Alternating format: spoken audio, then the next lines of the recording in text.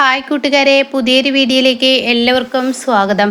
അങ്ങനെ കണക്ക് കൂട്ടലുകളെല്ലാം തെറ്റിത്തുടങ്ങുന്ന ആ സീനിലോട്ടാണ് കേട്ടോ കഥ പോകുന്നത്. എന്തായാലും സുശീല വലിയൊരാളാണെന്നും സുശീലയുടെ മകൻ എന്തൊരു സംഭവമാണെന്നും പ്രതീക്ഷിച്ചിരിക്കുന്ന ആ സമയത്താണ് സുശീലയ്ക്ക് ഇനി വൻ തിരിച്ചടി വരുന്നത് കേട്ടോ. അങ്ങനെ മഞ്ഞൾ കല്യാണത്തിൻ്റെ ആഘോഷമായി സത്യനാണെങ്കിൽ ആകെ അണിഞ്ഞൊരുങ്ങിയിരിക്കുന്നു. ഈ സമയം കുഞ്ഞമ്മണിയും ഈ പറയുന്ന സുശീലയും പറയാണ്, അതെ ഇപ്പോൾ ആ ഇന്ദുവിനെയൊക്കെ എന്തൊരു ഭംഗിയാണ് നമ്മുടെ സത്യൻ, എന്തുകൊണ്ടും യോഗ്യനാണ്. അങ്ങനെ സുശീലയുടെ ഉള്ളിൽ എന്നെ ഇങ്ങനെ തോന്നി തുടങ്ങുകയാണ്, ഈശ്വര എന്തായാലും എൻ്റെ മകനൊരു സംഭവമാണ് എന്നുള്ള ആ തോന്നലൊക്കെ സുശീലയുടെ ഉള്ളിൽ തോന്നി തുടങ്ങാനിട്ടാ. അങ്ങനെ സുശീലയാണെങ്കിൽ ശ്യാമിൻ്റെ അച്ഛനെ വളരെ വേദനിപ്പിച്ച് വിട്ടിട്ടുണ്ടാവും, ഒരു തെറ്റ് ചെയ്തു എന്നുള്ളത് നേരെ തന്നെ. പക്ഷേ എന്ന് കരുതി വീണോടുത്തിട്ട് കുത്തുന്ന ആ സുശീലയുടെ സ്വഭാവം നിർത്തിയില്ല കേട്ടോ. അങ്ങനെ നിങ്ങൾ ഗിഫ്റ്റൊക്കെ കൊടുക്കുന്നുണ്ടെങ്കിൽ ശ്യാമിൻ്റെ അച്ഛനാണ് ഇവർ എന്നൊക്കെ പറഞ്ഞ് കുഞ്ഞമണിക്ക് പരിചയപ്പെടുത്തി കൊടുക്കുന്നുണ്ടല്ലോ. എന്നിട്ട് പറയണേ ഗിഫ്റ്റൊക്കെ കൊടുക്കുന്നത് ശരിയാണ്, നിങ്ങളുടെ ഈ ചെറിയൊരു ബോക്സ് ഉണ്ടല്ലോ അതിപ്പോൾ ഉള്ളിൽ തന്നെ വെച്ച് കൊടുത്തേക്കാം, സച്ചിയുടെ മുന്നിലാവരുത് എന്നൊക്കെ പറഞ്ഞിട്ട് ഇങ്ങനെ വേദനിപ്പിക്കാൻ കേട്ടോ ശ്യാമിൻ്റെ അച്ഛൻ. അങ്ങനെ ശ്യാമിൻ്റെ അച്ഛൻ ശ്യാമിനെ കാണാൻ വേണ്ടി അകത്തോട്ട് വരുമ്പോൾ മുഖം വല്ലാതെ അങ്ങ് മാറിയിട്ടുണ്ട് കേട്ടോ. ഇതെന്താ അച്ഛാ അച്ഛൻ്റെ മുഖം ഇങ്ങനെ ആയിരിക്കുന്നത്?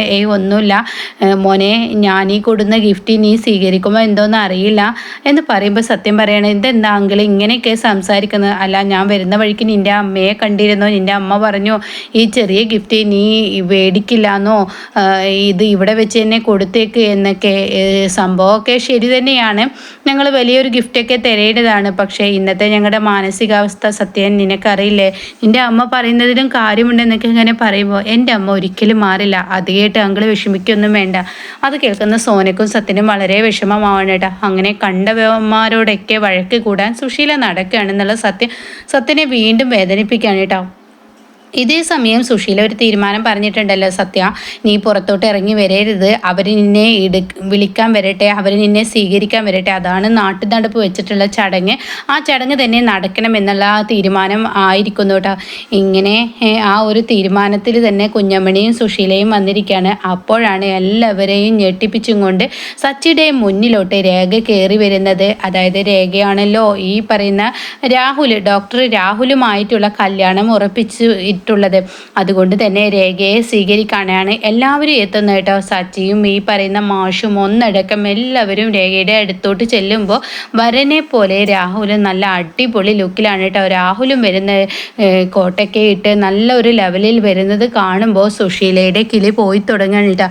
അപ്പോൾ സുശീലയുടെ ആ ഒരു കിളി പോകുമ്പോൾ അവിടെ കുഞ്ഞമ്മണി ചോദിക്കണേ, ആരാണ് സുശീല അതെന്ന് ചോദിക്കുമ്പോൾ ആ പെണ്ണുപിള്ളയുടെ തൊട്ടരികിൽ നിൽക്കുന്നില്ലേ, അവരെ ആരാണെന്ന് ഞാൻ പറഞ്ഞു തരാം. ഇന്ദുവുമായി നേരത്തെ ഉറപ്പിച്ചിരിക്കുന്ന ആ പയ്യനാണ് രാഹുൽ എന്ന് പറയാം കേട്ടോ.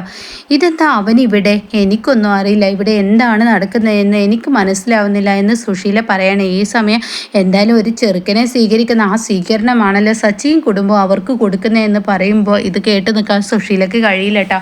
അങ്ങനെ സുശീലക്ക് ദേഷ്യവും വാശിയൊക്കെ വരികയാണ്.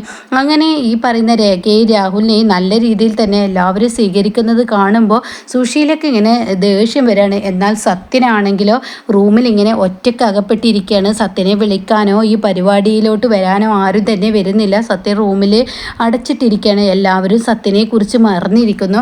ഇതേ സമയം ഗുലേ ഇവർക്ക് ഭക്ഷണം കൊടുക്കടാ, ഇവർക്ക് അത് ചെയ്യടാ ഇത് ചെയ്യടാ എന്നൊക്കെ ഇങ്ങനെ പറയുമ്പോൾ ഇവിടെ പുതുപെണ്ണായി ഇന്ദു മഞ്ഞൾ കല്യാണത്തിൻ്റെ ആ ഒരു ഡ്രസ്സൊക്കെ ഇട്ട് ഇന്ദു പുറത്തോട്ട് വരാനിട്ടാ. അപ്പോഴാണ് രേഖ, മോളെ ഇവനുമായാണ് നിൻ്റെ വിവാഹം ഞാൻ ഉറപ്പിച്ചു പോയത്, പക്ഷേ അതിനിടയ്ക്ക് എന്തൊക്കെ സംഭവിച്ചതെന്ന് എനിക്കറിയില്ല, എങ്കിലും കൂടി നിൻ്റെ വിവാഹമാണല്ലോ, അതുകൊണ്ട് ഈ ആൻറ്റി ഏറ്റവും കൂടുതൽ ആഗ്രഹിച്ച ഒരു കാര്യം ഈ ഒരു വിവാഹമാണ്.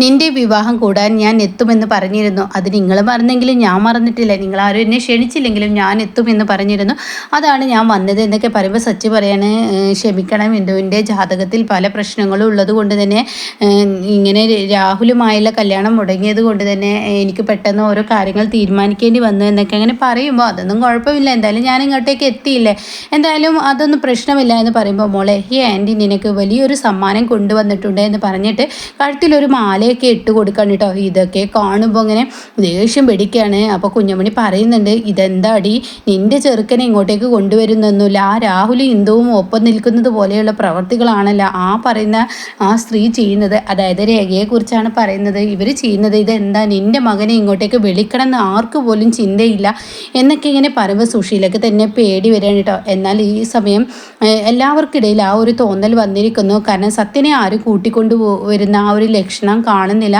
അങ്ങനെ സത്യനെ സത്യനെ എന്താ വരാത്ത എന്നൊന്നും ആരും ചോദിക്കുന്നില്ല. എല്ലാവരും രേഖയെ ഈ പറയുന്ന രാഹുലിനെയും സ്വീകരിക്കുന്നതാണ്. എന്നാൽ രാഹുൽ അത് ശ്രദ്ധിക്കണം കേട്ടോ. ഇതേ സമയം രാഹുൽ സുശീലയുടെയും ഇന്ദ്രൻ്റെയും അടുത്തോട്ട് വരണം. അതെ, ഈ കല്യാണം മുടക്കണമെന്നുള്ളത് എൻ്റെ സ്വപ്നമാണ്. അത് മുടങ്ങിയിരിക്കും. സത്യനും ഇന്ദുവുമായി ഒരിക്കലും കല്യാണം കഴിക്കില്ല. കാരണം എന്താണെന്നറിയാം, നിൻ്റെ അമ്മ ചെയ്ത പ്രവൃത്തിക്കുള്ള ശിക്ഷയാണ് നിനക്കിത് കിട്ടാൻ പോകുന്നത് എന്ന് പറയുമ്പോൾ സുശീല ആകെ ഞെട്ടിപ്പോവാണ് കേട്ടോ. ഇതേ സമയം ഇന്ദ്രന് ഈ പയ്യനാണ് രാഹുൽ, ഈ ആദ്യം കല്യാണം കഴിക്കാൻ വെച്ചവനാണ് ഈ രാഹുൽ എന്നുള്ള സത്യമൊന്നും ഇന്ദ്രനെ അറിയില്ല. അങ്ങനെ ഈ സമയം ഇന്ദ്രൻ്റെ അടുത്തോട്ട് അങ്ങ് സുശീല വരികയാണ്. അപ്പോൾ എന്താടാ അവൻ പറഞ്ഞത്, അവൻ ഇങ്ങനെയൊക്കെ അമ്മയെ പറഞ്ഞത്.